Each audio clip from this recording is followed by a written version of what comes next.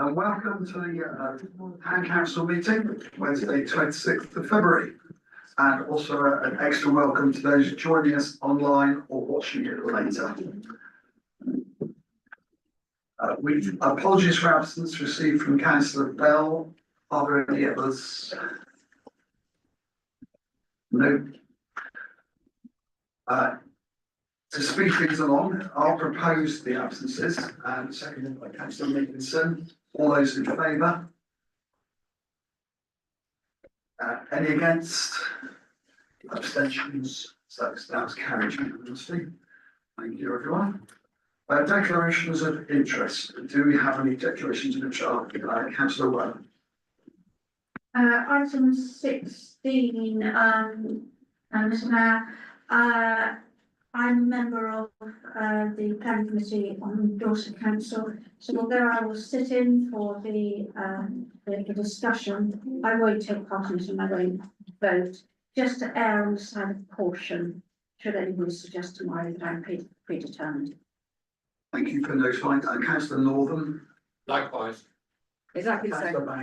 Yeah. Exactly the same. Okay. Chairman.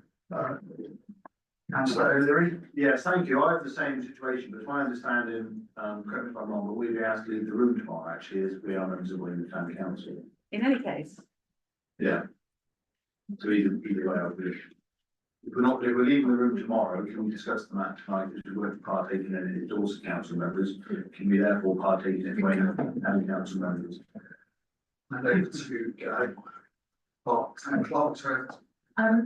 Thank you, Chair. Very sorry, but I don't have any information regarding this. We haven't been informed by Dorset Council. We have sought advice but haven't had a response. And members will recall in the past the guidance from Dorset Council has been that as long as councillors approach the second meeting with an open mind, willing to consider all the evidence, then you have been permitted to take part in both at Weymouth and at Dorset Council. However, I haven't received any specific guidance. We haven't been informed of any particular arrangements for the meeting tomorrow. I've sought specific guidance, but none has been received, so that's the standard advice. So Councillor Weller's option may be the safest to Councillor Weller. I have sought advice. I haven't received it, but I have sought advice.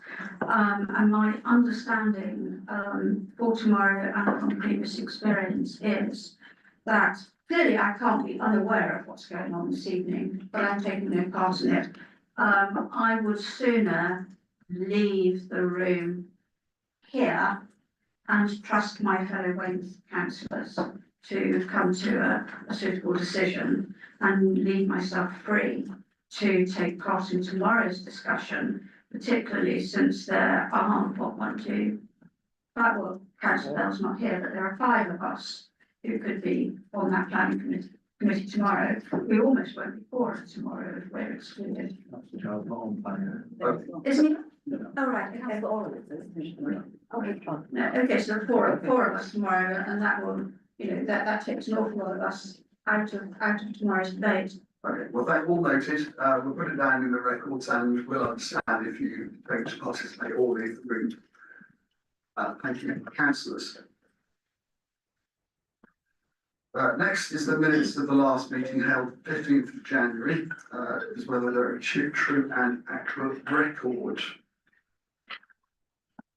Anyone have any objections or comments on the minutes? If not, I'll propose they're accepted. Okay, I'll propose they're accepted, seconded by Councillor Nicholson. All those in favour?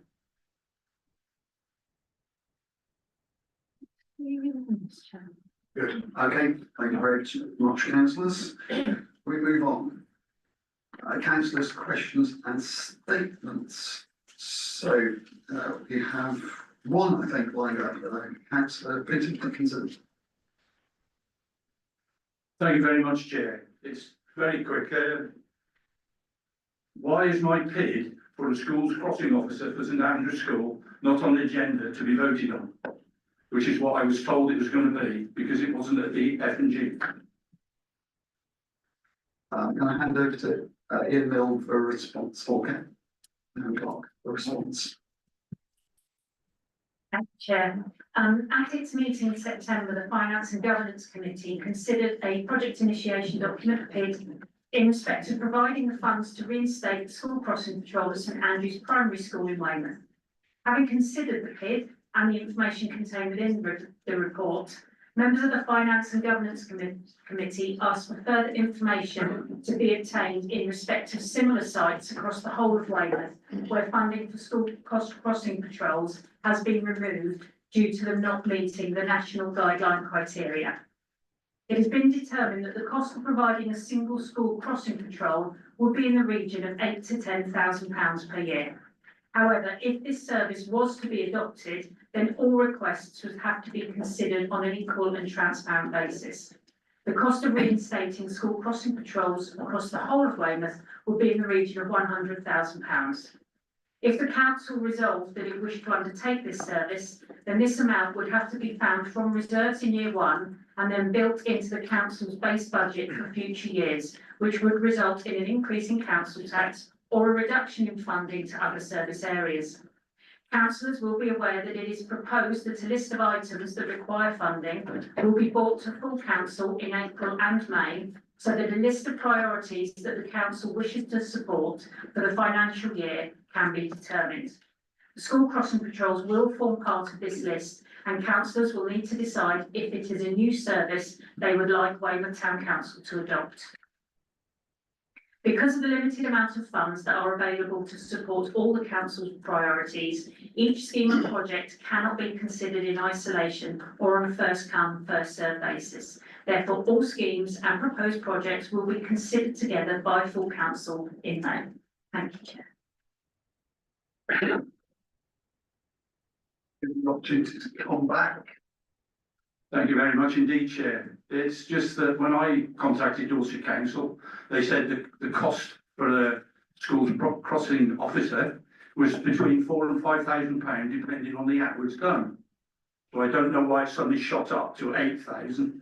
Also, not every school in the Weymouth area needs a crossing officer. Many of the schools don't. So I'll be glad when the opportunity comes for my fellow councillors to vote on the matter. I'll hand back over to the town clerk. Thank you, Chair. If I could bring some clarity. So the figure of £8,000 to £10,000 was a revised figure from Dorset Council, up from the initial £4,000 to £5,000, I think it was. So that figure has come from Dorset Council. And with regards to other schools are in the same position as St Andrews and have had the crossing patrol withdrawn. And for equity's sake, the opportunity would need to be offered to all schools who are in that situation, as the council cannot be seen to not offer an equitable opportunity to all schools in that position. It may not be that all of them wish to take it up, but it needs to be offered and that needs to be planned for. Okay, that's probably all for tonight. I imagine this is something we may be coming back to in the coming months. Were there any other councillor questions? I haven't got the others. No, none notified, Chair. Right, now it's my turn. So we've kind of, I'll get the housekeeping bits out of the way first. Just to remember, if you raise a point of order, also say what point you're trying to challenge under, and the town clerk will then respond if it is or is not a point of order. And as debates move on, again, try and catch my eye, we're right down the names, so we don't have debates between councillors, it always comes through me. And that's just housekeeping rules. Back to business. So the last time we did a vote on to write to the NHS, we were more perturbed, quite alarmed by the loss of funding for some of our precious hospice care. So I duly wrote, I had a response, it's quite a long response, not entirely satisfactory, but what I'll do is I'll get it sent out with the next newsletter, so that'll come out next week, so you can all have a read and we can decide after that how we move forward with it. I thank my deputy mayor for attending the angling event. There's an annual prize giving. I've been to two events at the Angling Club already this year, which were junior one, and there's summer competitions. Something I hadn't appreciated was how popular angling is in Weymouth. It's the little club just over the road there was absolutely packed the evenings I've been there. And the same when you were there. So it was, and apparently they're celebrating their 125th year. So I wanted to raise it and mark it because it's a very valuable club. As we move forward into all sorts of redevelopments, it'd be quite important to make sure we preserve clubs like that. They may look insignificant as we drive past them, but they're not. They're really big. They generate a lot of employment, competitions, chartering boats, selling of fishing tackle. It's a big thing for Weymouth, so I'm flagging them. Now, next bit of advertising on overhead there. I intend to go out with a bang. This is my charity fundraising. It's not quite a ball because it's more of a dance. So this is the Centenary Club. It'll be in May. I expire mid-May, so I'll still be going in the 2nd of May. And so put it in your diary.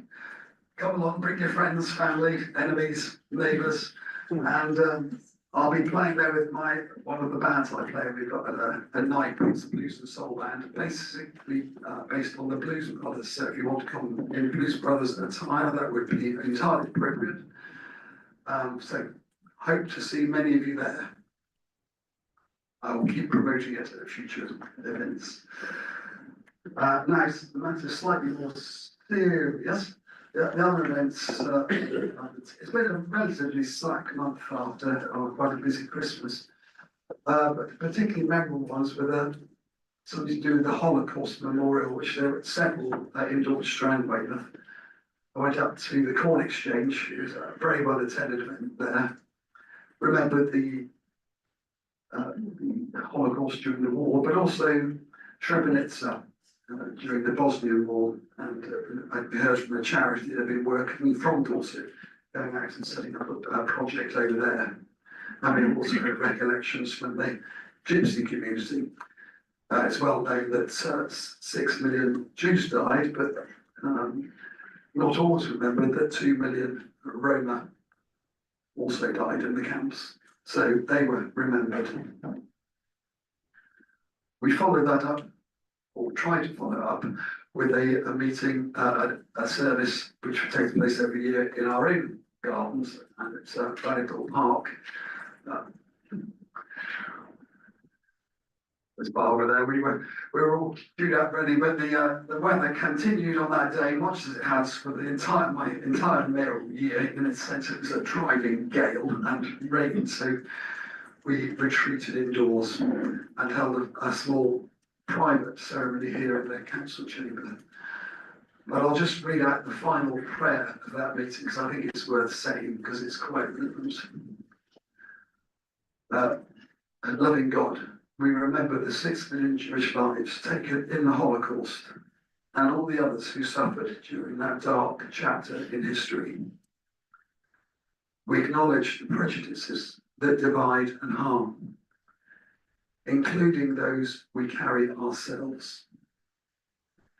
Forgive us when fear or hatred cloud our actions.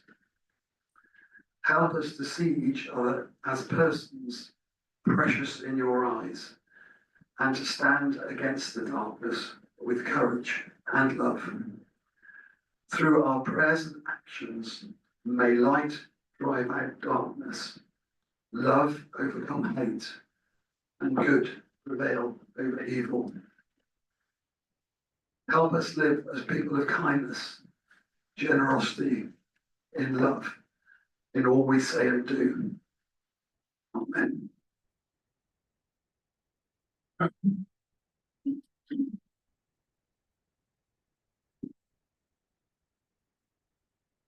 Back to the agenda. Item 7 is updates from Dorset councillors. So, fellow Dorset councillors, do you have any updates? You wish brief updates from you'd like to share with us, Councillor Clifford? Just a couple from me, and I'll keep them very brief. So, the Dorset Council has passed and published its budget, which has consequences across the whole of Dorset, but of course has some impact here in Weymouth. One of the areas of most debate was the decision not to go ahead with nighttime parking charges, although not a formal decision that will become formal in the coming weeks. Other than that, it was a relatively well-mannered and reasonable discussion. The other thing I just wanted to highlight was at the cabinet last night. Was it last night? I've been to so many meetings, a few meetings, I've lost track where we are. There was quite an important decision taken, which was a proposed development plans for the whole of Dorset. Again, has implications here, but the timeline of that is just worth reinforcing. This is a plan where developers put forward where they want to build, and it goes into a mixing pot, and that's where the neighbourhood plan becomes relevant for Weymouth here. The timeline for that is that the developers can put forward the areas they want to develop in August 25, public consultation August 26, with adoption winter 27.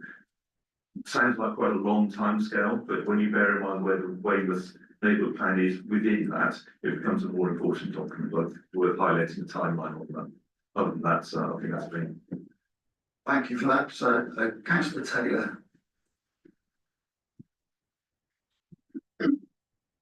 Thank you, Mr. Mayor.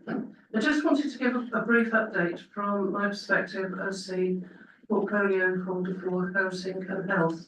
And I just wanted to talk fairly briefly about homelessness and the homelessness figures within Dorset and within Weymouth, and the work that is being done by the council to tackle this big problem. Residents, just a bit of background for people who may not be aware, residents become homeless for a number of reasons. It can be the eviction from private rented property. It can be relationship breakdowns. There are a lot of reasons that people become homeless. When a household becomes homeless, there are criteria that Dorset Council look at to see whether we have a duty to house them. So not everyone who is homeless do we have a duty for. There are quite strict criteria. We cannot house everybody who comes forward. When we do have a duty and the resident comes forward, they will either end up, the most conventional way is that they end up in bed and breakfast, which is an appalling place to put somebody, which isn't being critical about bed and breakfast in our area. It's just the system that is wrong. Either that, or we put them into temporary accommodation, which are houses that Dorset Council either own, or they can be registered providing houses that we have on short-term leases, etc., etc. There's all sorts there. Last year, we had an uplift in the budget, and we've invested seriously in staff. And we've took on a really innovative approach to this, and it has made a really big difference. We now intervene very early, so I would encourage anybody who is in under threat of homelessness, from as soon as they're aware of it, to get in touch with the council, get in touch with Dorset Council, and basically talk to them. They can often help. And this is something that people think that even if they're in a house that they own themselves, the council can still help with that. So, I just wanted to do a few little bits on this. Since we've started this approach, we've reduced our temporary accommodation from a high of 375 in temporary accommodation 18 months ago, and there are now 225. These are the figures as of the beginning of February. This is a cost avoidance to the council of around about £3 million, because it actually costs the council an awful lot when residents are put in bed and breakfast. We've reduced our bed and breakfast from a high of 70, and as of the beginning of February, it was 11. And that is a phenomenal decrease. We are bucking the trends from right way across the country on this, and it's something that I'm really proud of, which is why I wanted to mention it tonight. Much of this is down to our investment and what we're doing with prevention on homelessness. And we are currently, I'll read that bit, that's open. What we've also noticed, and what we're also really proud of, is that we've maintained the status quo with rough sleeping numbers. These are announced and they're likely to show quite favourable for Dorset within the national picture. Why I wanted to just mention this tonight is particular relevance to the neighbourhood plan. The important thing for me is that we still have a huge shortage of affordable housing in Weymouth and in the surrounding area. As you're aware, salaries are relatively low here, property prices are high, and the private rented sector is extremely expensive. That is why one of the main priorities for Dorset Council is affordable housing. What I would encourage you to do, there are reports coming through, and the first one will be on the People and Health Overview Committee on the 20th of March. And that is a paper entitled New Models of Housing Delivery for Dorset, which is basically what the council are intending to do about increasing the amount of affordable housing. It's not a magic bullet, it is really, really good though. There's some really good stuff within that. We are not going to solve it overnight with just below 7,000 on our housing waiting list now. And this isn't the sort of thing that we can solve overnight, but we can certainly make inroads into it. And I would just encourage you to consider that when we're looking at the neighbourhood plan tonight. Thank you. Thank you, councillor. Any other updates from the Dorset Council? Councillor Hope. Thank you very much, Mr Mayor. Councillor Brian Hope, representing the West and West Wards for Dorset Council and portfolio holder for customer culture and community engagement. Just want to give Council a brief update on the leisure strategy review. So Dorset Council commissioned this review probably 3 or 4 months ago. They've now just appointed the consultant that's going to carry out that work. And I do hope that the consultant will engage with town and parish councils, especially Weymouth, with some key leisure facilities that we have in our area. So just an update on that, and hopefully that we as a chamber will have the opportunity to have our say on the future of the Dorset Council's leisure strategy. Thank you, councillor. Councillor Weller. Thank you, Mr Mayor. Councillor Kate Weller, for Dorset Council as well as Weymouth Town Council. I don't have a brief or anything else, but I'm working very closely with Dorset Council officers at the moment in health provision. I just would like to, in particular, on our end of life care across the county, and on that subject, clearly, Wildmar and Macmillan nurses and so on are featuring very, very heavily. I would love if anybody is here or listening on or watching online, if you've experienced good end of life care or provision, please let me know. But if you've experienced poor end of life provision, particularly let me know. Because I'm anxious to give as clear a picture as possible to our staff in Dorset in order to really do a proper review on this. Thank you. Very worthwhile endeavour. Right, that concludes updates from Dorset councillors. Thank you, everyone. That was very useful. We move on. The next bit is public question time. We have 8 people who've registered to speak. We haven't got unlike in the hotel where we were at the last large occasion for this, we haven't got a speaker's table with microphones. So if when your name is called, can I invite you to stand if you're able to do so, so that your voice projects, and then state your question. We've got allocated roughly 3 minutes each. So try and keep it to 3 minutes if you can. That would be grand. That's everyone else have a chance to speak, and ensures it's a level and fair playing field.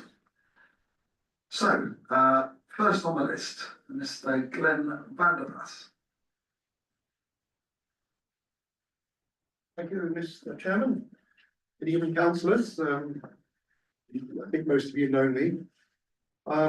I wanted to say that before you vote again this evening on the neighbourhood plan, I want to stress how you've been misled to date. I've sent you my questions in advance to all of you, except Councillor Fern, but I'll read them again into the minutes, take them all together, and then perhaps you can give me the reply all together. So the background to my first question is that the council website today is wrong in saying that the only policy change made after your 20 November vote was about affordable housing policy. So Councillor Hope in particular voted because he was assured by Councillor Morgan that there would be no housing built under policy 23C of TIP. Yet you are voting this evening, include it back into the plan at page 107. Policy W23C, if you're looking at the plan, subsection 2, subsection VV111. The development should include a compliant level of affordable housing, including social housing. So then my question is, you've just approved the minutes of C0773. Is it incorrect to say in the minutes that the changes made were typos, or in the written words of Michelle Williams, only grammar? It says that there were no policy changes. Surely was a policy change to remove proposed housing from the old tip, not the grammar change or a typo. Second point. Weymouth Town Council has obstructed me to this day, since the 9th of August last, to find out through FOI what happened at a pivotal meeting with DC on the 31st of May last year. Now, Nick Cardinell provided this finally on Monday to me, and he also gave it to the Preston councillors, but not to you. You've seen me alluding to it in what I've sent you, but we now have the formal documents. But I am now gagged by your officials for giving you this vital information about the boundaries discussion.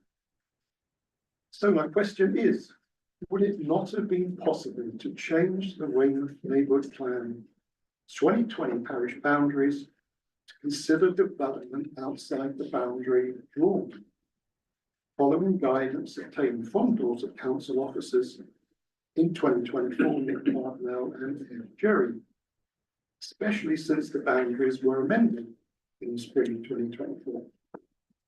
Does the council not agree that this would have provided far more suitable development sites? And now question 3. And coming to question 3, wind up. I'm turning now to policy W20. You were misled by being told by Councillor Northern at C0759 in the 20th of November minutes that it would make a profit of 20% or £14 million.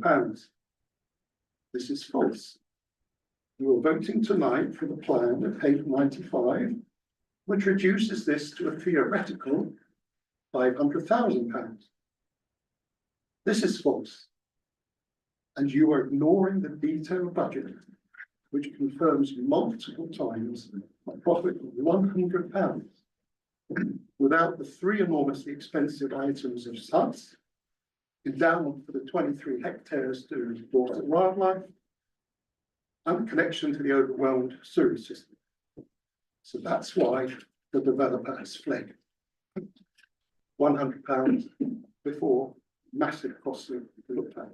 So to my question, would the council agree that the SEA assessment submitted to DC, which you did not see as per the agenda at your vote on 20th November, was deeply flawed in considering only 41% of the proposed development of policy W20, i.e.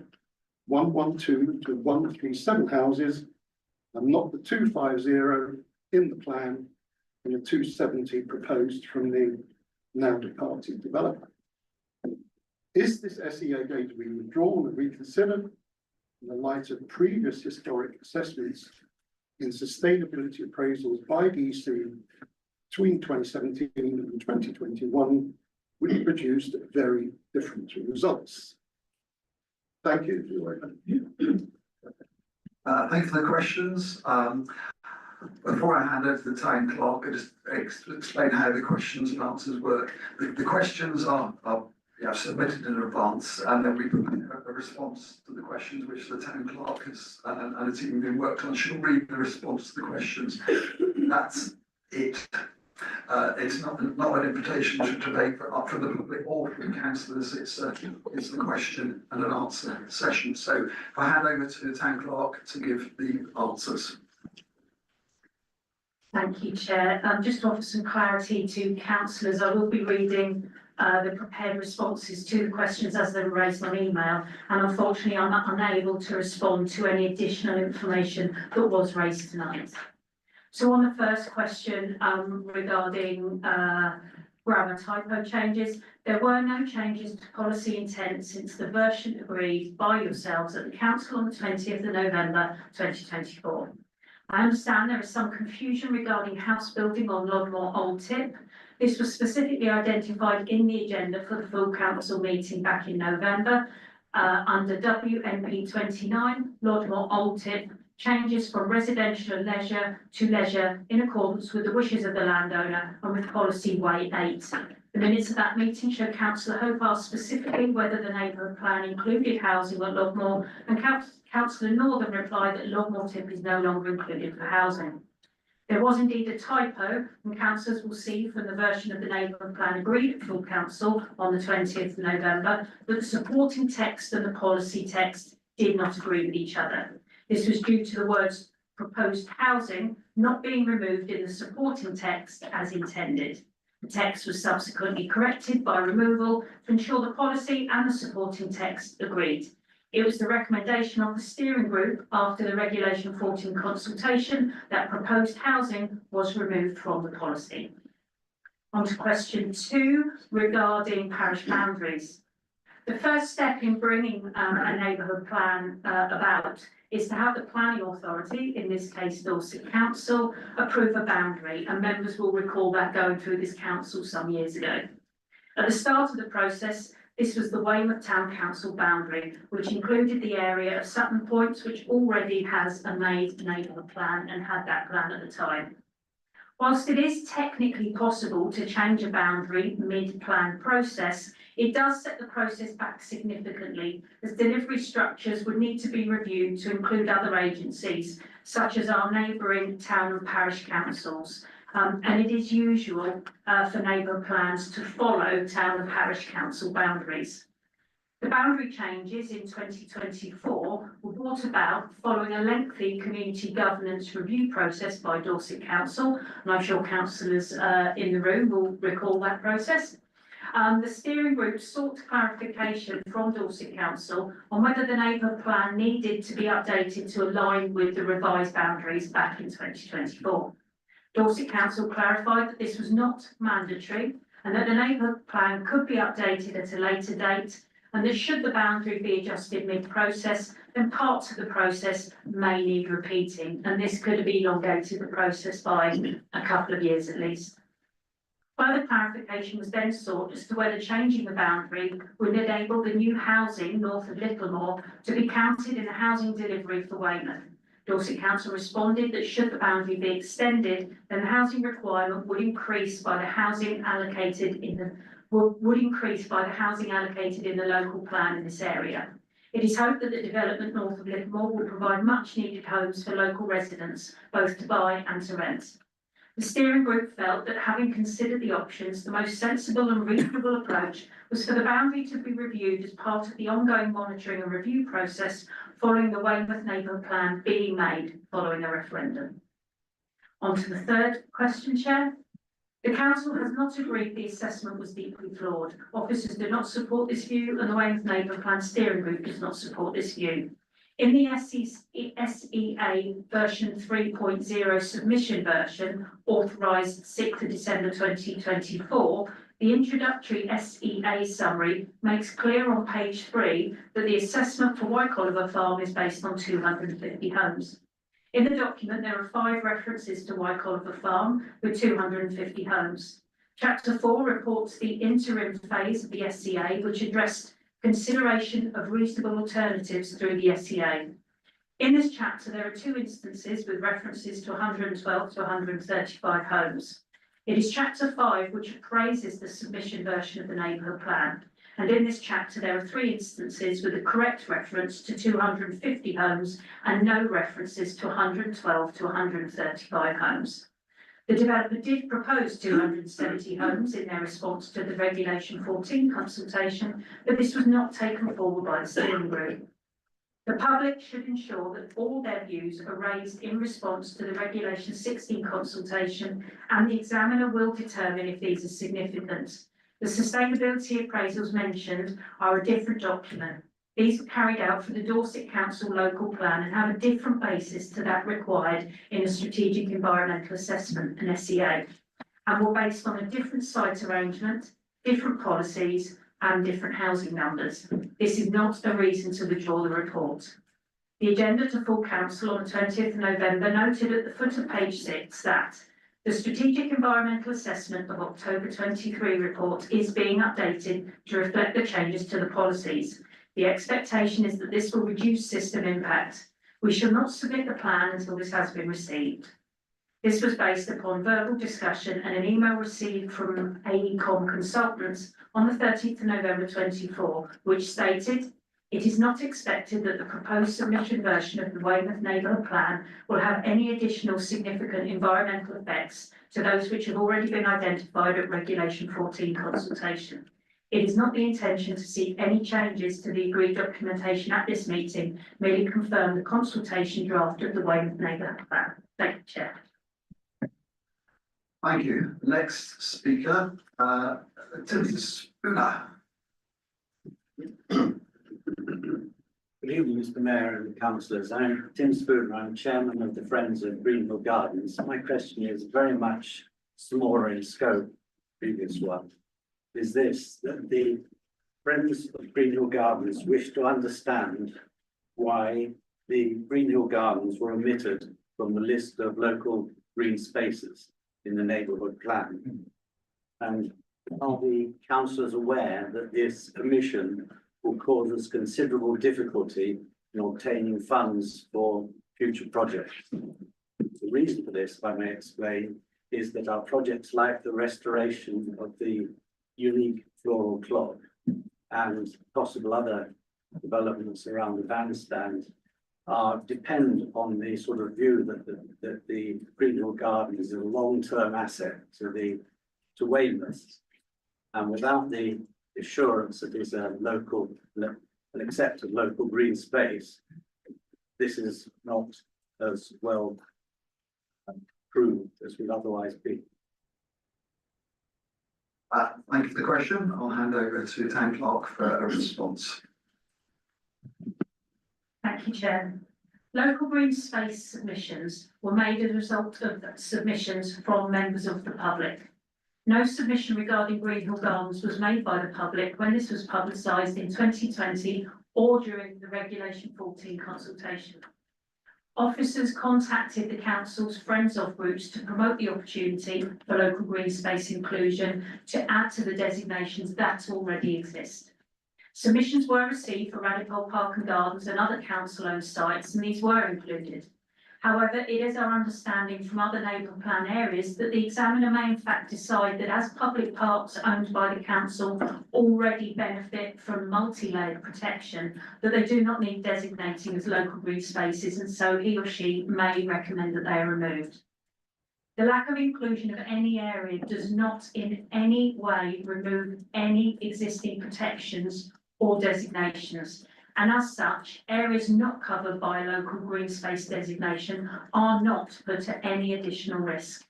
Greenhill Gardens is a well-loved garden that Weymouth Town Council care for to the very best of its ability, as clearly demonstrated by the Green Flag Award that we proudly display. We're extremely proud of the work done to promote the gardens by the Friends of Group. Members will be aware of the multitude of events that run all through the summer, which benefit both visitors and residents alike, and also the wonderful work done on restoring the floral clock. Friends of Greenhill Gardens Group or any other member of the public can submit a response to the Regulation 16 consultation suggesting that Greenhill Gardens or any other local green space is included in the Weymouth Neighbourhood Plan. The examiner will then decide whether it should be added to the list of designated sites. If not put forward and included at that stage, there are even further opportunities to add sites when the plan is updated and reviewed every few years. We're not aware of any implications regarding access to funding or constraints on the excellent work in the gardens by both the Town Council and the Friends of Group, and refute the misinformation assertions that are circulating on social media that the gardens are at risk or under threat.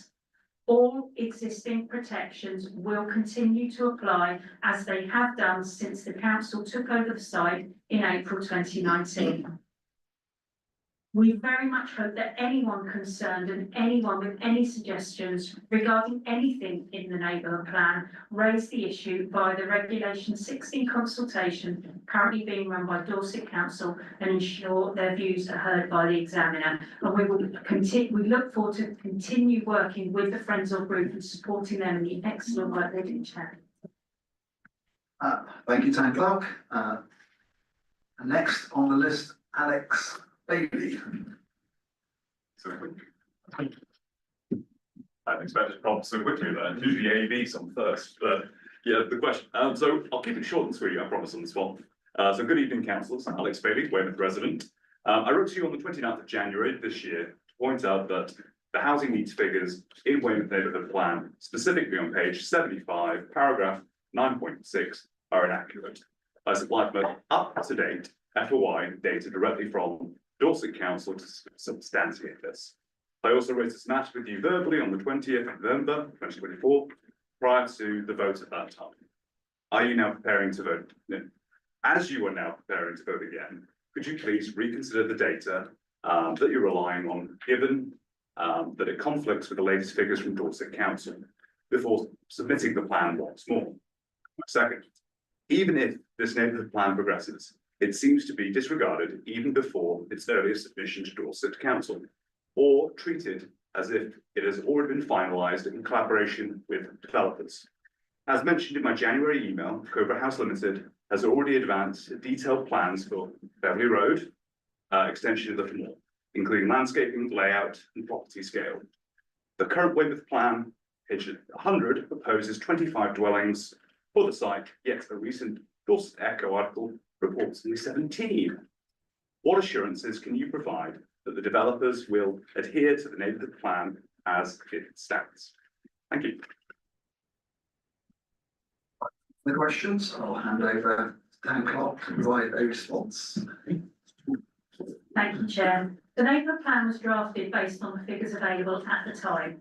It is unfeasible to constantly update a draft document as regularly revised figures are indeed regularly revised. And as such, a time needs to come when the draft moves forward. Dorset Council supplied the data relating to the housing registered quoted in the neighbourhood plan. The housing needs analysis has been produced by AECOM and forms part of the supporting documentation. I am aware that there is an extant planning application off Beverley Road, which was given outline planning permission for 17 homes in 2021. Policy W 2022 refers to land to the west of this site on land held by the same party. W22 allocates land for 25 dwellings, with 50% being affordable. And Chair, I think this is where some of the confusion has come from. It is two different sites. Any concerns regarding to any part of the plan or supporting documents should be made to Dorset Council as part of the Regulation 16 response. If and when the Weymouth Neighbourhood Plan is made following a referendum, the policies in it will become an official planning document that Dorset Council will have the responsibility of enforcing as the planning authority for the town of Weymouth. Thank you, Chair. Thank you. The next one was from a Malcolm Curtis. He slightly missed the deadline, but as I was keen not to exclude questions, I did allow it to proceed. Sadly, he then realised he got confused on the dates and thought he was coming tomorrow.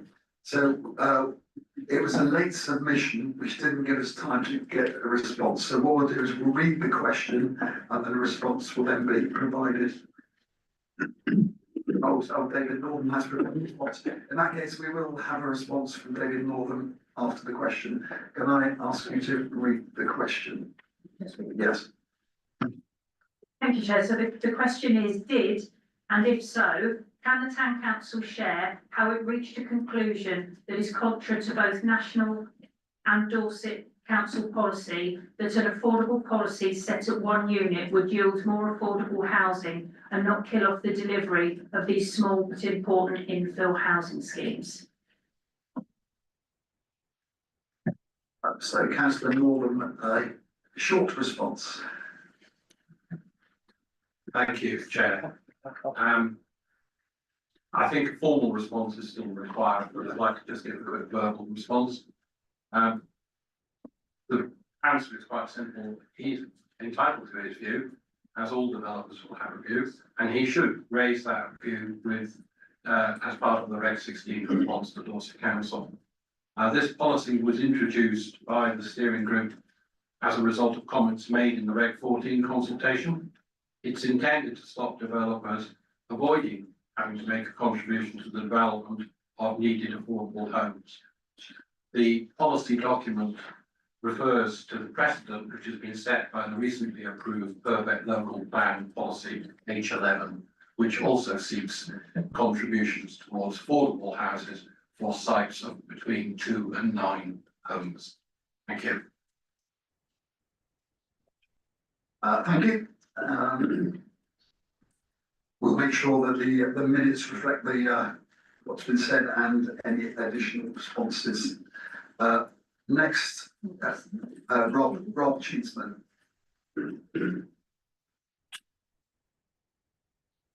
Thank you, Chair.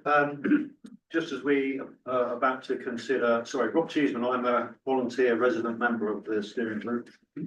Just as we're about to consider some minor amendments to the plan, I just wanted to share 3 reminders with you all. The first one being that Weymouth is better off with a plan than without a plan.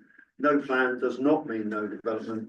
No plan just means we have little say in where and how development happens in our town. So we need a set of planning rules or policies that are specific to our town. And don't forget, this town, despite what you'll hear tonight, this plan is for the whole of Weymouth, for all the residents in all communities, and will go far into the future to 2038. Secondly, despite what you're hearing, the plan is about more than just building stuff. We think our plan is innovative and ambitious in how it deals with some of the serious issues of our time: carbon reductions, protecting nature, using our precious resources efficiently, and lastly, but not least, dealing with the increasing impacts of the climate crisis, not least flooding in a flood-threatened town. Finally, despite what you hear, I feel minded to say that we have followed due process. It's been a long path. Some may feel dissatisfaction with that process, but that's the process we've been handed by the planning system in this country, which isn't perfect, as we all know. Sometimes it feels like the main beneficiaries of the planning system are landowners, developers, and planners, rather than people that simply need a home they can afford. So we followed process. Nonetheless, it's been a tough journey. We haven't always agreed among ourselves, but we've sat down, we've compromised, and we've moved forward. And we think we have a plan that we can all be proud of. So please continue to support it. As we've heard, engage with the consultation and turn out for the referendum later in the year. Thank you, Chair. Thank you. We move on to a different block of questions now. These are more to do with the attraction site leases. So it's Nicole Palusis.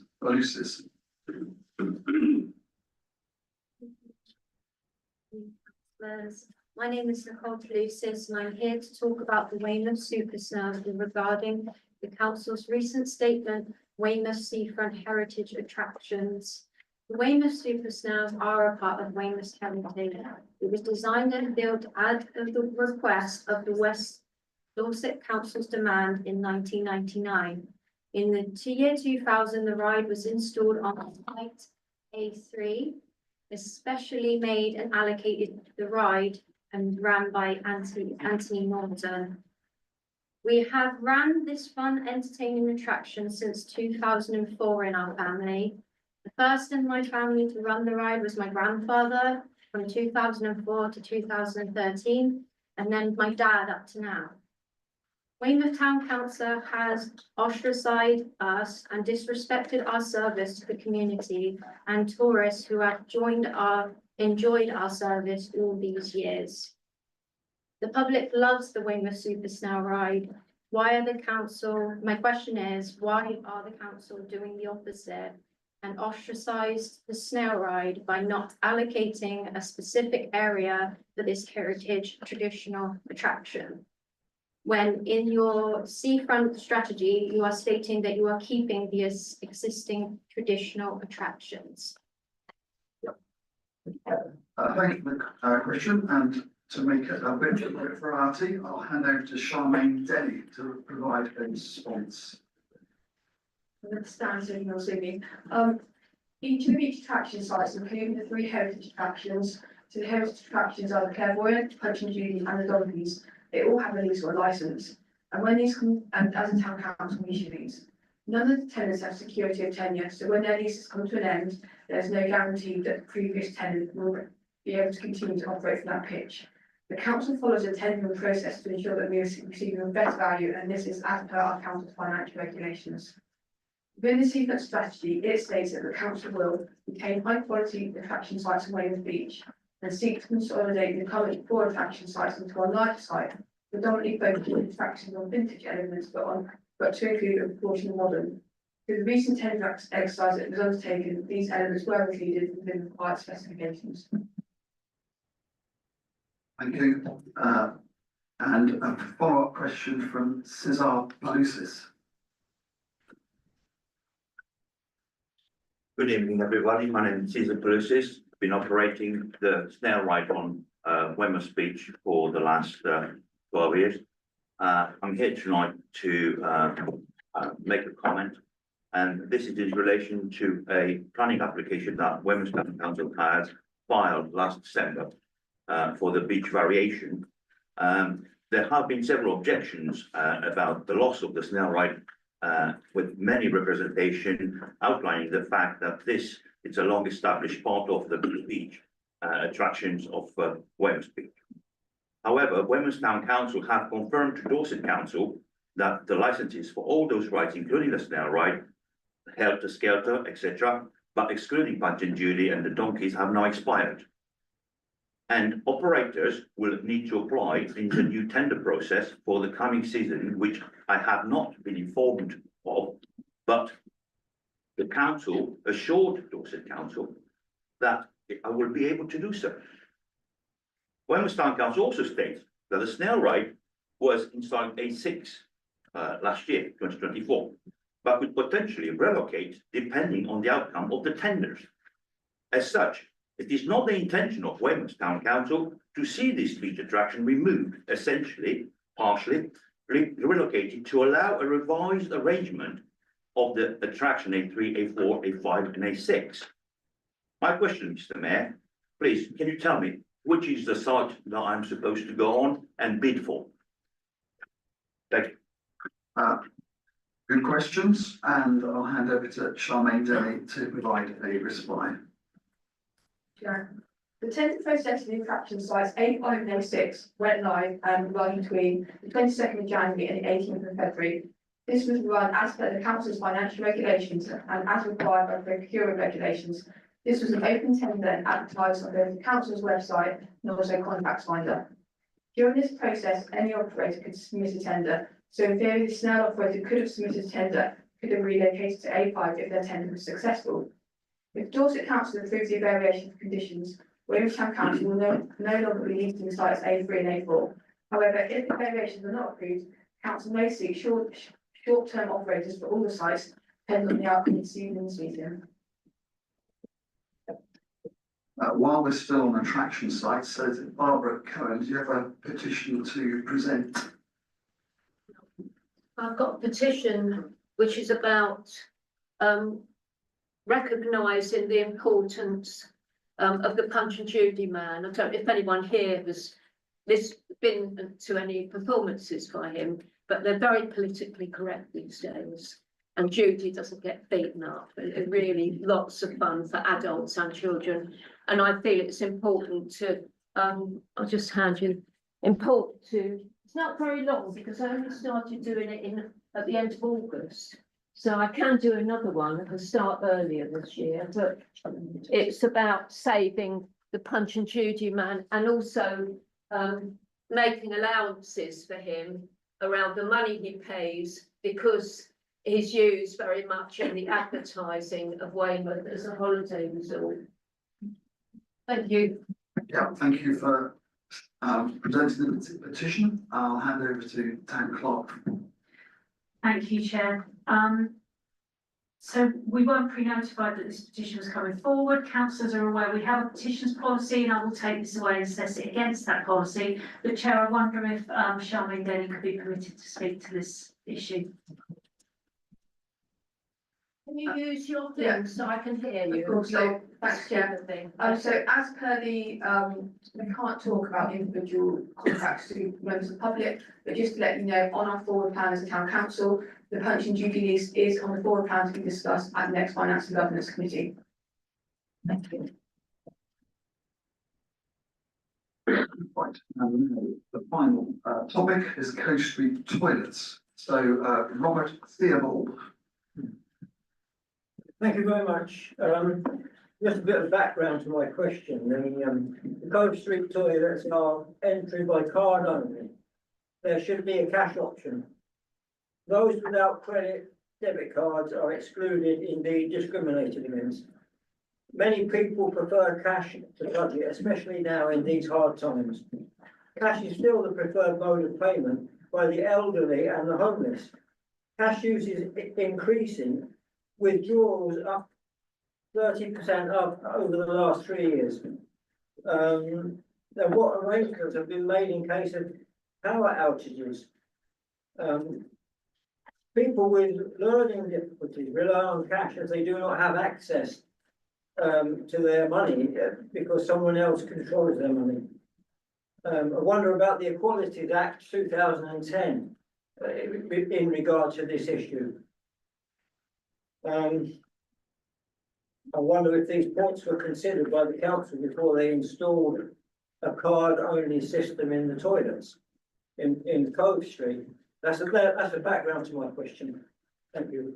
Thank you for the question. I'll hand over to Charmaine to provide a response. Thank you, Chair.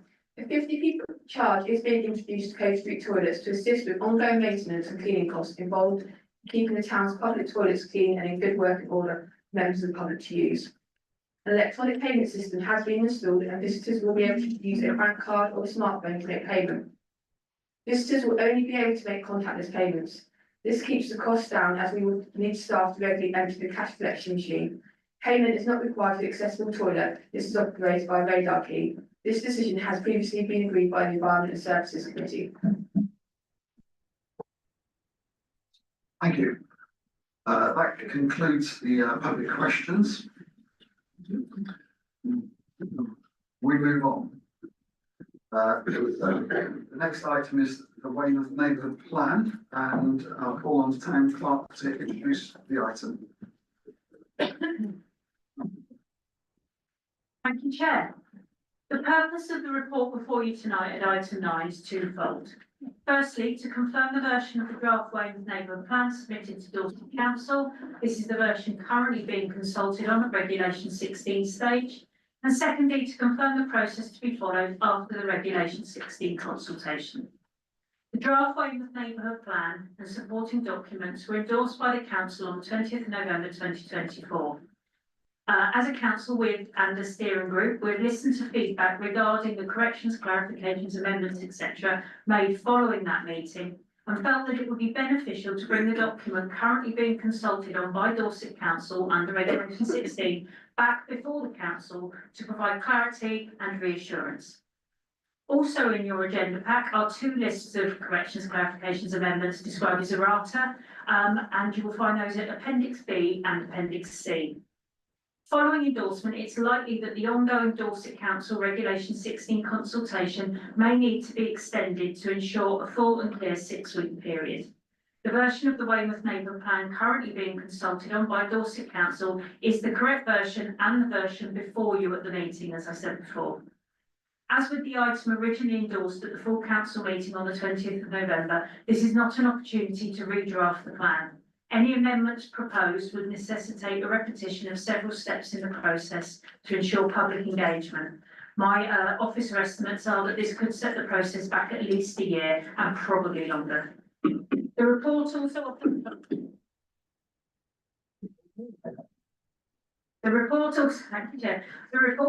offers clarity on the way forward following the next steps in confirming a delegation to the Weymouth Neighbourhood Plan Steering Group to respond to questions that emerge from the examiner and any hearings that are held.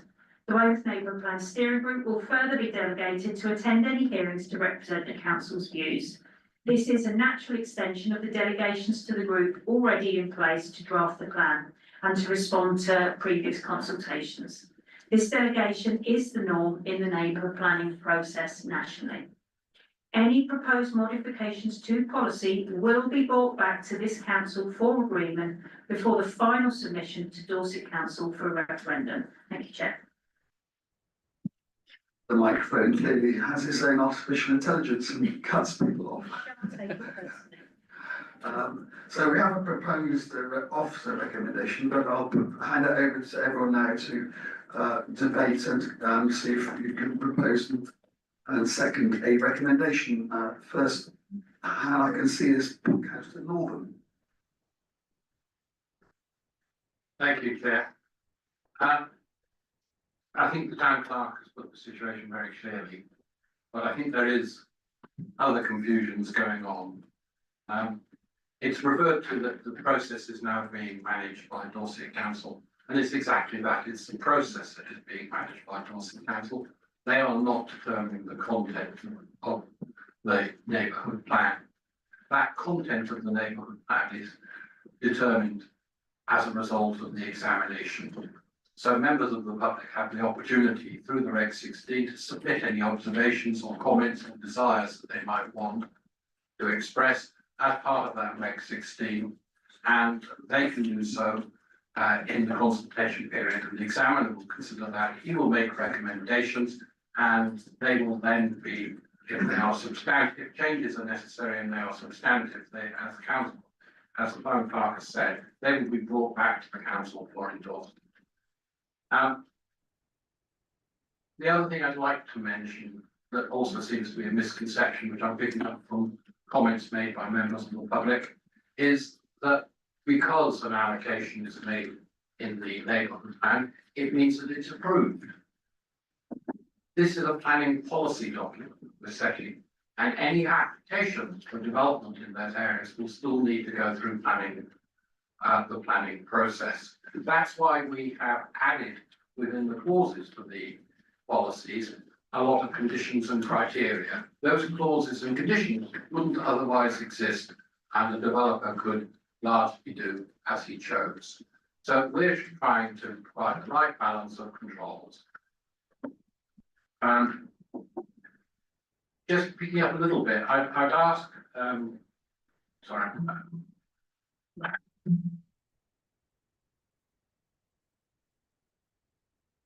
I've asked Mr. Spooner, sorry, if he could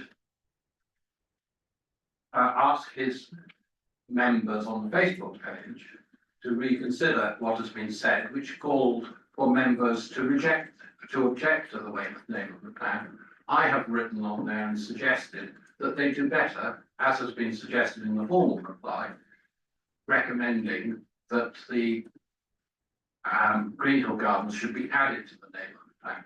Otherwise, the other 49 local green spaces which have been proposed by residents will not go forward if the Weymouth Neighbourhood Plan should fail.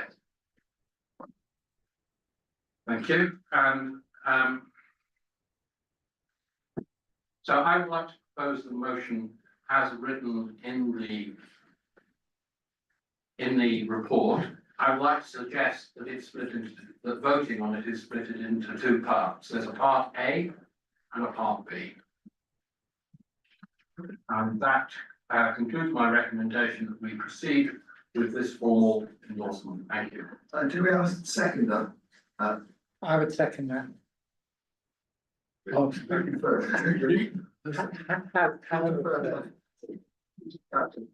Well, consider seconded. Do you want to speak now or at the end? Yes, yeah. Councillor O'Leary. Yes, thank you very much, Chairman. I still intend to vote against the recommendation going forward. What I would ask is I'm happy for them to be taken separately. Is we, you know, we may have different opinions on the two recommendations, therefore, as we may have different, and to keep things for the benefit of myself and my reps, no request to record a vote for the matter of fact on those, please, Chairman. But I'm voting against this plan for two reasons. Number one, I still disagree with the allocations, particularly White Oliver Close.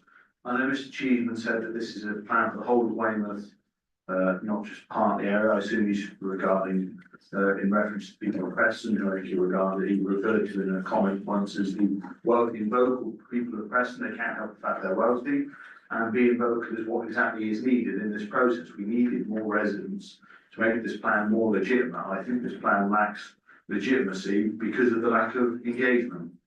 And I don't blame the steering group solely or majorly for lack of engagement. It's very hard to get major engagement on these things. I guarantee you walk down the street now and pull 10 people in, and the vast majority of them still would be unaware of what a neighbourhood plan is and the details of it. I think what is really genuinely needed is for this entire process to be paused, new leadership and direction to be given, and a re-examine of the whole thing. I mean, we have the Greenhill situation now, and I'm not going to object to this plan based on that Greenhill thing, because I completely understand the arguments made by Councillor Norton and the Town Clerk. I'm not going to sort of say here that Greenhill's under threat, so I don't believe it is by my conclusion, but I think there is still a lot of residents with a lot of questions about this plan, and so I'd say I'll submit it, you know, on consultation now.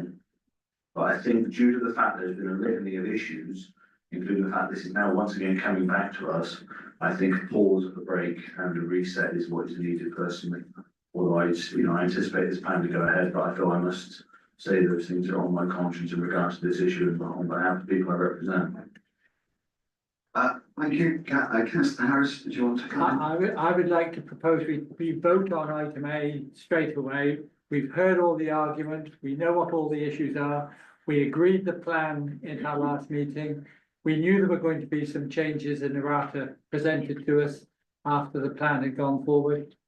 Yes, there is going to be a lengthier period for people to put in their ideas as a consequence of the plan. But let's separate the two issues out as we have the two different proposals and at least get that one out of the way.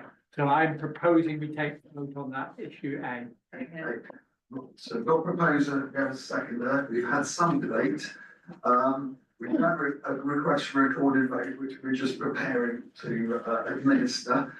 I can't see any other people calling for. So Councillor Atkinson, do you want to comment at this point? Yes, I think I just wanted to reassure people, councillors, having looked myself today, that there are no substantial changes in policies between the document as seen on the 20th of November and the one submitted in January. They are the same. Earlier version, there was a change. The change was made before the 20th of November to comply with the local plan in Weymouth Bay. So there are no changes to that substance. It's a long document and there are some changes associated with map references and typos and things like that. So I think that's an important point to say. I think the other point that's been made is that the neighbourhood plan, once it's in place, as part of the statutory development plan for the area, it is any planning application must go before the local planning authority. So we're not deeming there will be development. I would also like to say I joined the steering group in May 2024, and because I've been involved in the neighbourhood plan elsewhere that was successful. And the lesson I learned from that is, Abraham Lincoln, you please some of the people all the time, you please all the people some of the time, but you can't please all the people all of the time. And that's very apt in this case. So I think we do have an opportunity to amend the amendments to the plan. If the examiner requires them later, we will do that. And as I said in November, let not perfection be the enemy of the good. This plan benefits the young and many residents, enables affordable homes for local people, protects the wonderful environment, and keeps Weymouth a special place. I'd like us to go forward together to a referendum which will decide the outcome. So I would like to support the motion. I don't object to assuming two parts, but perhaps I'll talk again if A is passed and B is discussed. Right, we're going to vote on recommendation A, which is above my head. The list will be read out, so if you can, if you got this. So if you can state by for, against, or abstain. So I'll hand over to the town clerk to work our way through. So I'm going to do this in alphabetical order by surname, in case anybody is wondering how we do these things. And when we get to vote B, I'll go reverse alphabetical order just to scare everybody. Oh yes, I'm not doing them together, don't worry. I just wanted to reassure Councillor Young that his time will come. So if you could clearly let me know if you're voting for, against, or abstaining. Councillor Howard Atkinson. For. Councillor Louise Bown. For. Councillor David Civil. For. Councillor Simon Clifford. For. Councillor Beverly Day. Abstain. Councillor Stephen Dickens. Against. Councillor Joanna Dickinson. Against. Councillor Peter Dickinson. Against. Councillor Alex Berman. For. Councillor Lee Harmsworth. For. Councillor David Harris. For. Councillor Brian Hayter. Against. Councillor Ryan Hope. For. Councillor Caroline Nickinson. Against. Councillor David Northern. For. Councillor Louis O'Leary. Against. Councillor John Orrell. For. Councillor Mike Suri. For. Councillor Jill Taylor. For. Councillor Thomas Taylor. For. Councillor Helen Toft. For. Councillor Kate Weller. For. Councillor Claire Williams. Against. Councillor Tim Young. For. And I'll just.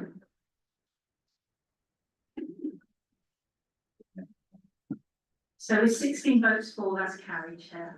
So motion A is carried. We move on to any debate on B.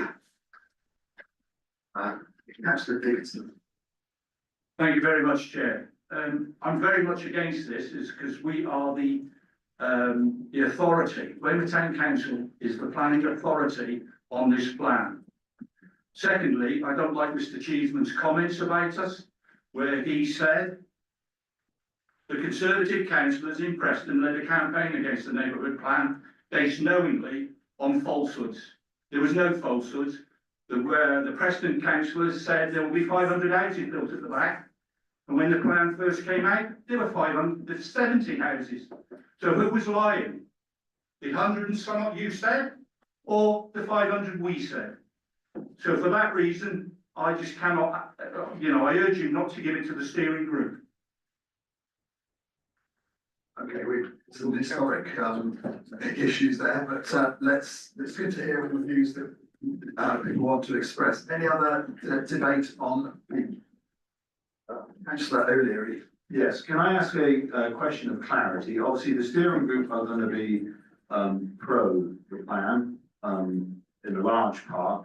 Those of us that are opposed to the plan, as it currently says, will we be given a separate opportunity to speak to the examiner and to raise our concerns and our issues to them? Seems two more hands there, Councillor Hope and then Councillor Weller. Chair, I'm happy for Councillor O'Leary to receive a response from officers first before I speak. Okay. I'm happy to, councillors are able to feed into the regulation 16 consultation. That is all sent to the examiner. The examiner will then report, and I'm happy to be corrected by David Northern if I do get any of this wrong as the expert in the room on the process. The examiner will then submit a report to the steering group for considerations on amendments. If there are any amendments to policies, that will come back to the council to be voted on. Just do the other members mind if I just answer the supplementary to that? Thank you. It says policy. Does that include sites or is that strictly on policy? David Northern may be best placed. Right, well, we're gonna. Well, Councillor Hope and Weller are ahead of Councillor Northern. I was going to respond. Do you want to Councillor Hope or Weller want to come in, or do you want to defer to Councillor Northern? Happy to hear what Councillor. Councillor Northern. Thank you.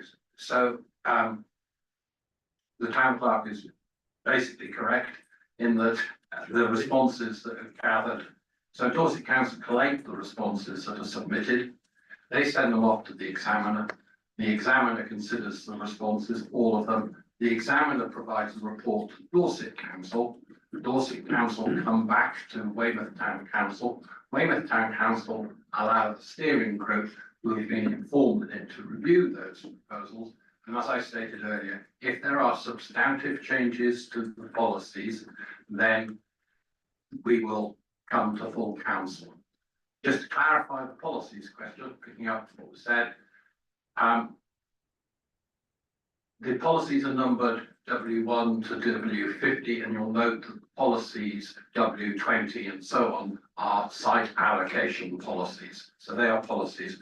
And just a little bit of clarification, you notice in the report that the policy statement is in a box and it has numbers against the criteria. Then there are a number of paragraphs which follow, which are the supporting evidence for those policies. And should there be a planning dispute, then the supporting evidence may get taken into consideration. This normally only happens when the planning officers are dealing with it or when an application goes to appeal. So simply put, the allocations are policies. I've got two more councillors that indicated they want to speak. Councillor Hope. Yeah, thank you very much, Mr. Mayor. I'm more than happy to support the recommendation B. At the end of the day, this is the community's plan, it's the steering group's plan, it's not Weymouth Town Council's plan. So any questions that the examiner may have, it's best that the steering group who know this document inside and out and have been involved in the creation of it are there to answer and work with the examiner and take on board the examiner's feedback. So I'm more than happy to support that. And I'm slightly disappointed by some colleagues in the chamber tonight because you had the opportunity to be part of the steering group. Time and time again, the Conservative group were asked to nominate. This is not a political process. This isn't the Lib Dems plan. This isn't Labour's plan. This isn't the Greens plans. This is the community plan led by the steering group. So you had your opportunity to be involved. And you're more than happy now to sit on the sideline criticising. Councillor Weller. Thank you very much, Mr. Mayor. Same point really, the Conservative Party were asked to put forward people for the steering group and declined that invitation. I know they had their reasons, but they did decline that invitation. I'm just wondering, even at this late stage, when they see how important being part of the steering group is, whether they could still have that invitation extended to them to join the steering group and actually be at the table in this discussion and influence it in that way as well, quite clearly as taking your role influencing as independent councillors. If that's possible, and it's nothing to do with me because I'm not on the steering group, but I'm sure the steering group, if they're able to, would love to extend an invitation to you. Councillor O'Leary. Yes, thank you. Chair, point of order. 1.15, Councillor may speak once during the debates. We're just checking.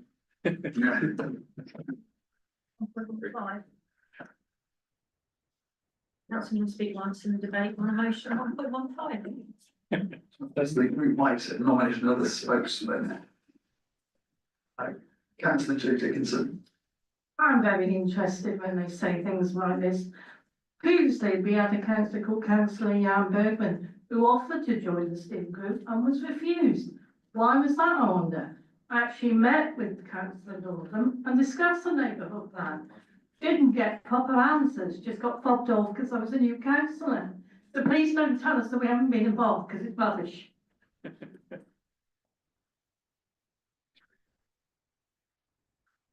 Except. We're just checking the wording again to see whether Councillor Northam could speak again. To give a personal explanation. Exercise the right to reply. A question was raised and the person who knows the answer is Councillor Northam, Chair, so I'll leave it up to you. Are you happy for councillor Norman make do a right reply quickly? We're going into ancient history here, and when we formed the steering group, we held forums, we sought applications from members of the public and councillors, and we then evaluated those applications principally, and we received submissions from people who wanted to be on the steering group. Councillor Bergman did put his name forward. Unfortunately, when we assessed the opportunities, we selected Councillor Marsh, sorry, Councillor Marsh. Sorry, we selected Colin Marsh as the member best of the steering group, best able to represent the experience of Sutton Points, which we'd said that we needed to include within the neighbourhood plan, because we were subsuming the Sutton Points neighbourhood plan into the Weymouth neighbourhood plan. So, yes, he did apply to come on the steering group. No, he wasn't selected. I've heard it said that Councillor Dickinson was on the steering group in various bits of paper. He was never on the steering group. He was a member of the housing group. This story about the 500 homes, at the time we consulted, the number of homes on the table was that magic number you heard earlier, 112 to 135. So we're looking at history and conflating history with the present, and I don't think it's helpful. Thank you. I don't think we're straying into ancient history. I think but at some point we need to come back to today and the motion. One more. On the membership of the steering group by the Conservative group, the point was put forward by my group that we will take our seats up on the steering group. It is not chaired by an elected councillor, and therefore we feel politically independent. That is what we believe in. If we have an out steering group, we think it should be independent. And I would ask Councillor Northam and Councillor Atkinson to confirm the fact that me and Councillor Dickinson had a very productive meeting, I believe, with the steering group. We met with you. Councillor Dickinson met with Councillor Northam. I've engaged with other members of the steering group. I've permitted Councillor Northam, and I've asked him to be a gentleman to acknowledge the fact that at a public meeting that I paid for out of my own pocket, in my own ward, I permitted him to speak at length about the neighbourhood plan to give another side of an opinion. So I'm not criticising on the sidelines. I am trying to engage, but I do have a duty to my own residents. So I do begrudge the remark. Okay, let's draw a line up. We've been checking through the points of order. The Councillor is right about people only speaking once. We do allow some exchange, so you can clarify that, but I don't think we'll ever get a complete meeting of minds. But at least the offer there is still open to carry on, despite however the vote goes tonight. We can still talk and about the operation and involvement in the committee. So let's come back to the vote. Councillor Bergman. Yes, let's get to the vote. So this is on this. I'll second it. Proposed and seconded. This is number B. We're going to do it for the list again. Should we do it in reverse order to make it more exciting? Just to settle you now, you've got used to going in alphabetical order, we're going to go backwards. So if you can once again clearly state whether you are for, against or abstaining, and just for clarity, it is recommendation B around the delegation to the steering group that you're voting on. So Councillor Tim Young. For. Councillor Claire Williams. Against. Councillor Kate Weller. For. Councillor Helen Toft. For. Councillor Thomas Taylor. For. Councillor Jill Taylor. For. Councillor Mike Suri. For. Councillor John Orwell. For. Councillor Louis O'Leary. Against. Councillor David Northam. For. Councillor Caroline Nickinson. Against. Councillor Ryan Hope. For. Councillor Brian Hayter. Against. Councillor David Harris. For. Councillor Lee Harmsworth. For. Councillor Alex Furman. For. Councillor Peter Dickinson. Against. Councillor Joanna Dickinson. Against. Councillor Stephen Dickens. Against. Councillor Beverly Day. Abstain. Councillor Simon Clifford. For. Councillor David Civil. For. Councillor Louise Bound. For. Councillor Howard Atkinson. For. Thank you, Chair. So that is also carried with 16 votes for. Thank you, councillors. Hopefully that's the last time we debate the route plan in my term as mayor. Councillor Webb, this one's finished. So when you've finished, I'd like a word. I'll just tell you very quickly, the next two items, we're going to need to be very careful about straying into financial discussion, otherwise we have to go to consent. Which we might like to do. Which we are quite likely to do, so I'm just wondering whether, and I should have said this at the start of the meeting, but I've clearly lost the plot. I'm just. It's later in the agenda, we put the things that are likely. Sorry, I got so excited at the idea that we've nearly finished. I do apologise, Mr. Mayor. No.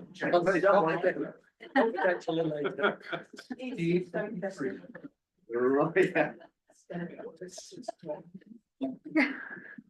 It's in our hands as to how long it takes. We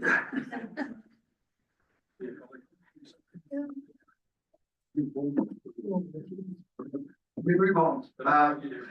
Hopefully, well, famous last words, hopefully these next items may be slightly more expeditious. Let's go, let's see what happens. Number 10, Q3 financial monitoring, Ian Bell. Thank you, Chair. I'm just a bit concerned that everybody just left from my own. We'll take it personally. So the first item, Chair, is the Q3 budget monitoring. This has been considered by the Finance and Governance Committee at its previous meeting. Full council have to consider any recommendations which are made by the Finance and Governance Committee. As there's no recommendations for corrective action, we're just asking that these reports be noted, Chair. Right, so you don't need a vote, just noting. Anyone like to talk to this item? Councillor Civil.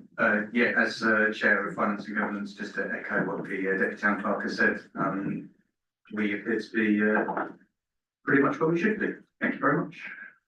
That's good to hear. Perhaps we should run the country. Let's Gonna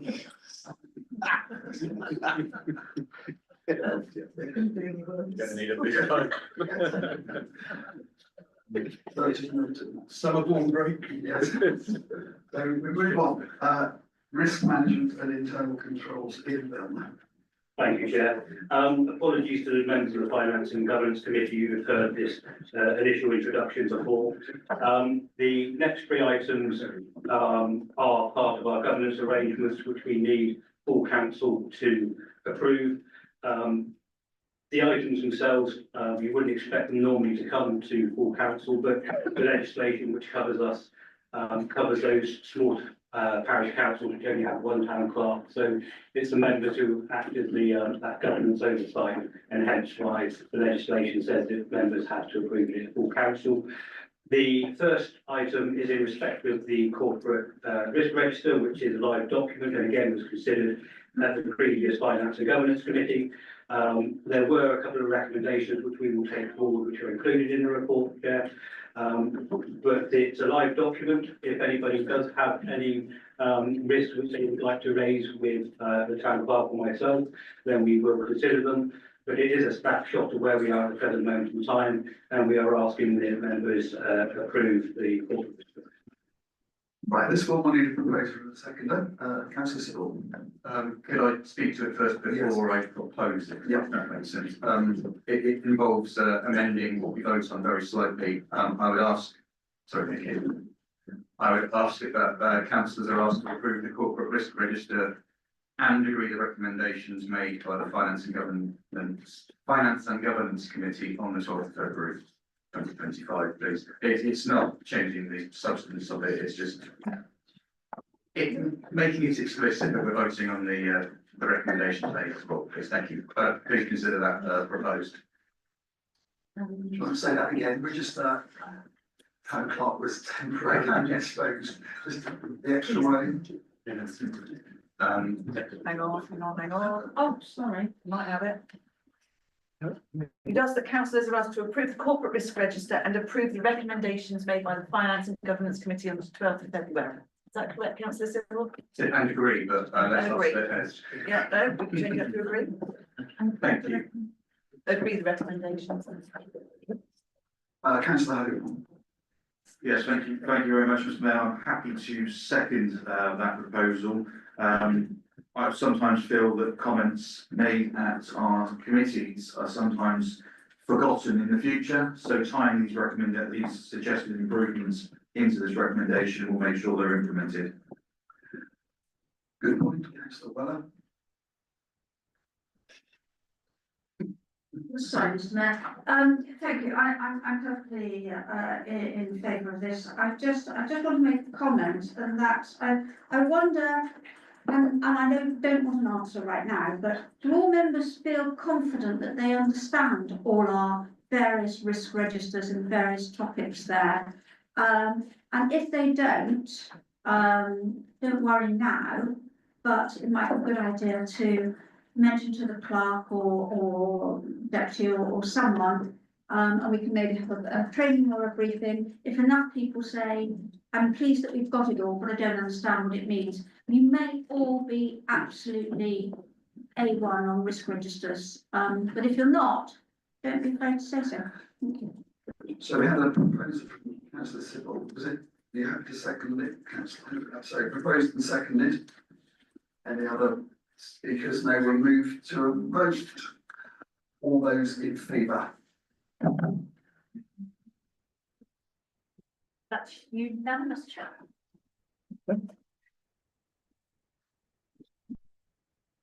Next, item 12, the assets register.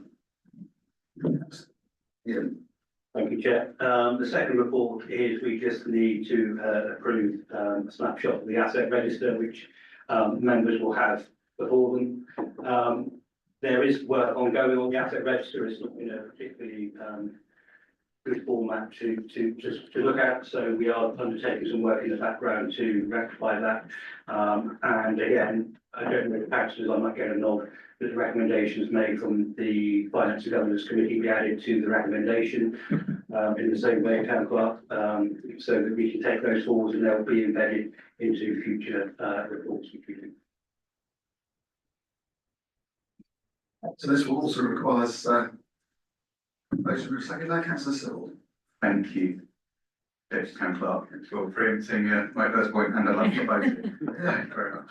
Proposed, councillor Harris. I'll second it as long as we remember to count the worms. Don't forget, I asked for the worms to be counted as our assembly ground. Worms. Yeah. No, I second it without that. Anyone else wanting to speak? Anyone who's never spoken before, perhaps? Okay, councillor Todd. I was just curious, for the bottle of alcohol is noted as a requirement. A requirement.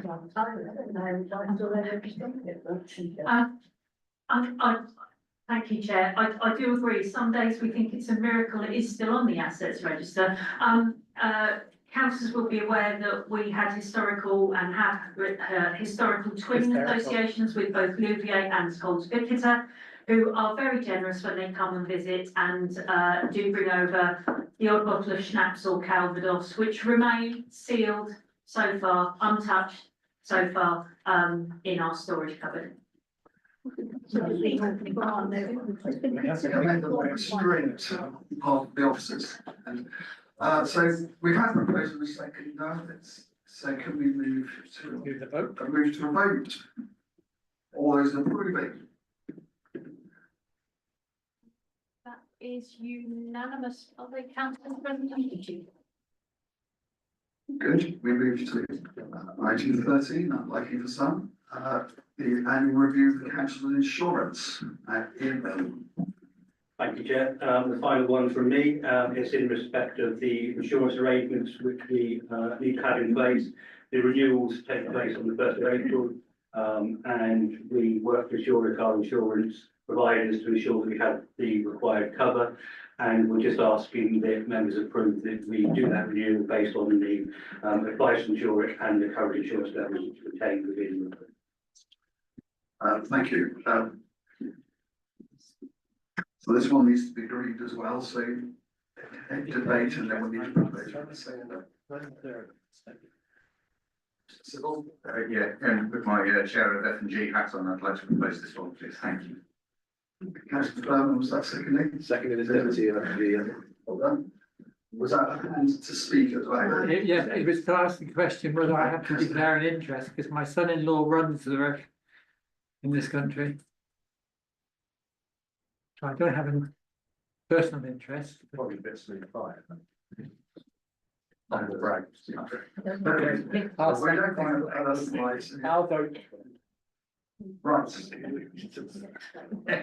So, I mean, we've had a proposal of a seconder, all those in favour?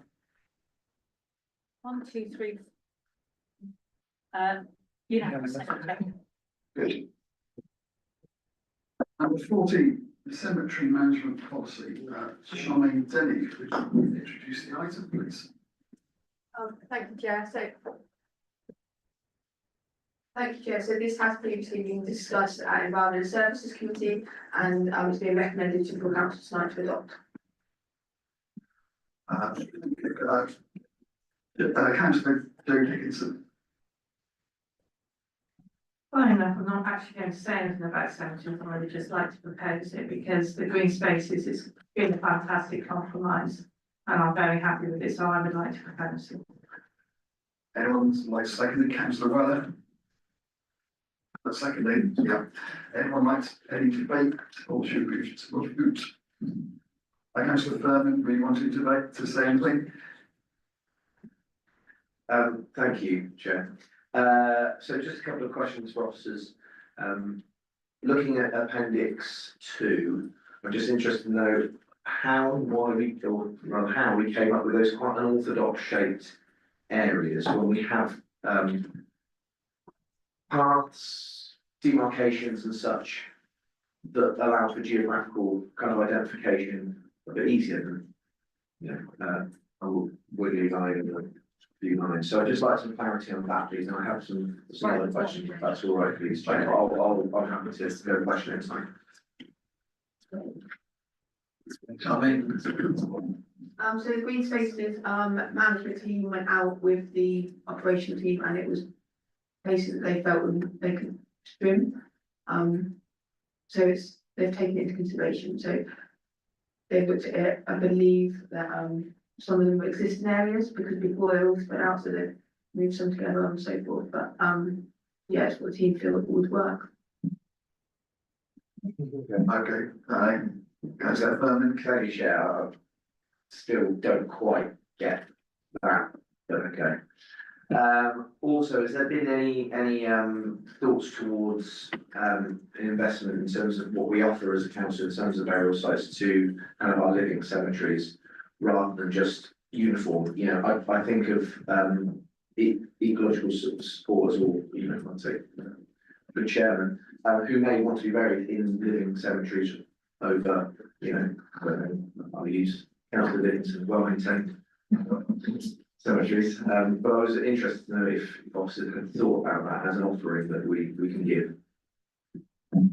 It is something that we've actually Yeah, it's something we've actually discussed, and unfortunately, we are running out of cemetery spaces over the next 2 to 5 years. It's something we're going to be exploring alternative sites. So when we look at those alternative sites, it's certainly something that we could put on the table as an offering. Then at the moment, we don't have any sites that would provide enough space to do that. Sorry, is that okay? Yeah, that's the last one. It was just in relation to, sorry, it's the document doesn't have page numbers on it, so I can't make direct reference to it. But it talks about to assist the community to find particular graves and cemetery maps will be installed at each entrance. Members Chair, I'm not sure that's money well spent in reference to the graffiti that goes on in our wonderful artistic community.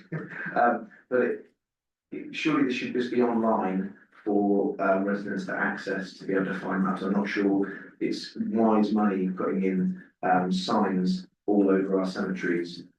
Most people know where their loved ones are because they were attending the funerals. However, yeah, I'm curious to see where the discussion was and if there was any discussion about really not having those signs and going the cheaper online version. So it's actually a practice that we've noticed in neighbouring parish councils and town councils. And what we find is that our bereavement officer gets a lot of phone calls. We can send them emails when people ask, but it's really hard to explain without being on site where some of the locations are. And sometimes a lot of people visit cemeteries out of hours, so it was there, so it's accessible all the time. That was the thought process behind that. Councillor Mayor. My thought about the signage is that it would need to be particularly robust. I remember last time, signs went up in the graveyard. There were, they were kind of paint and they had a plastic coating on them. Somebody set fire to them within a fortnight. And they were removed almost immediately. So I just think we need to be mindful that they need to be really, I'm sure you are mindful, they need to be really robust. Councillor Hope. Thank you very much, Mr. Mayor. I don't think I'm going to support this one, and that's mainly because I feel that the comments of the Environment Services Committee haven't been taken on board since that committee. In particular, I requested that we, and I think it was supported by the committee, that we looked at recycling opportunities. It's currently in our policy. It's not there at the moment, and that's why it's been removed, because we haven't done it for the last 5 years when our policy said that we'll do it. I sort of agree with the officers that logistically it's not very easy separating the mixture, but I was assured that we'd look at these recycling facilities for compostable waste that come off from top of graves, such as disposed of flowers. So the fact that suggestions made by the Environmental and Services Committee that was agreed hasn't been taken into the policy, I won't be voting for it. Shine Day, response. Thank you, thanks councillor Hope. So after that, the ENS committee officers did go away and look at this, and it's something that has previously been trialled within our Parks Department, within our Green Spaces team, and due to high contamination levels, it wasn't a success previously, hence why we didn't include it going forward. Do you want to come back on that? Okay, thank you very much. In response to that answer, thank you, Mr. Mayor, for giving me the opportunity to speak again. I think it's totally unacceptable, and I think we need to have a discussion about how officers communicate with councillors. If we're going against the recommendation from the committee, we need to know before the policy, or at least in the document text here presenting this paper, why that's been changed. I believe we're here to make policy decisions. If officers feel that those policy decisions aren't correct, then there needs to be a process to come back to us. Councillor Weather. Thank you very much, Mr. Mayor. Very quickly, I'd like to extend my thanks to the Green Spaces team on the sensitive way that they've dealt with this. It's been quite arduous for them, so I'd like to congratulate them on that. On the layout plans, personally, I think it's excellent. And I've found not just within Weymouth and Portland, but further afield around Dorset, it's a practice that's used more and more. And people are doing DNA tests and genealogy and everything, and they're going to not locally. So they're not looking to find where their grandma is buried because they know where grandma is buried. It's where is great grandma buried. And those are the things they want to find out. Very often these maps are placed inside a church porch, if there is a church attached. It isn't in most of our graveyards, but it is an excellent facility. Thank you very much.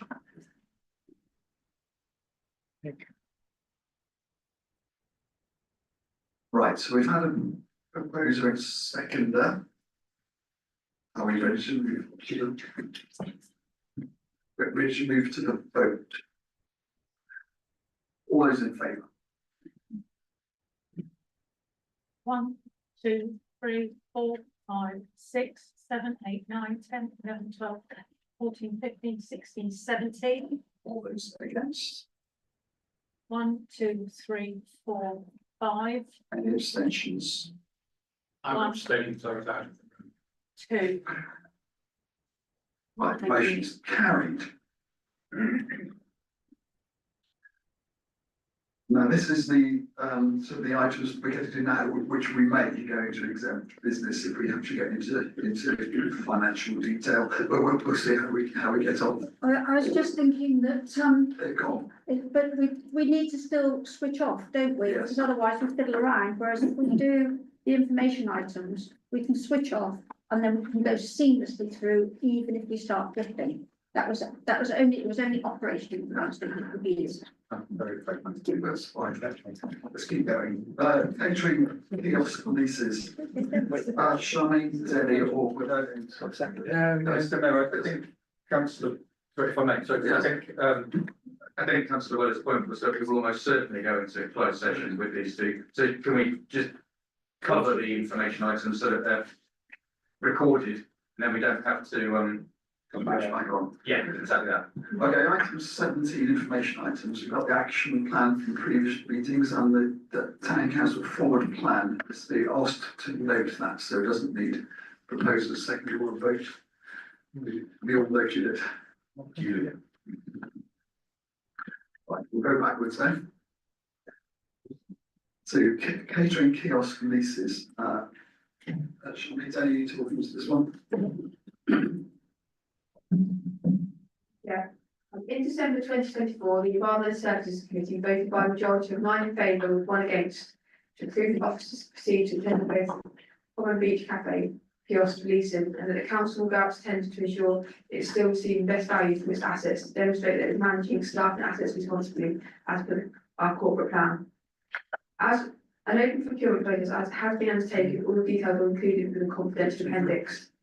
Based on the information included within the confidential appendix, members are being asked to approve the award of 10-year leases for the Common Beach Cafes, subject to contract and as per the financial figures shown within the documents. It's also worth noting that the documents are higher than budgeted figures that we'd anticipated. Right, as we move into debate on this one, if we want to talk about the finances, then we'll have to move into a closed session and I'll seek approval for that. So, councillor Hope. Yes, thank you very much, Mr. Mayor. I think the Assistant Town Clerk has hit the nail on the head. We carried the Environment and Services Committee put forward this exercise to ensure that this council would get the best value from its assets. That's in our council plan, and that's what we've aimed to do. I think to make sure that we're getting that, we have no option but to go into confidential session so that we can actually drill down some questions and look at some figures. So I will propose that we go into confidential session, Mr. Mayor. Okay, we have a second that. Councillor Harris, all those in favour? That appears to be unanimous, Chair. Right, we'll just be a short intermission while we close down the electronics.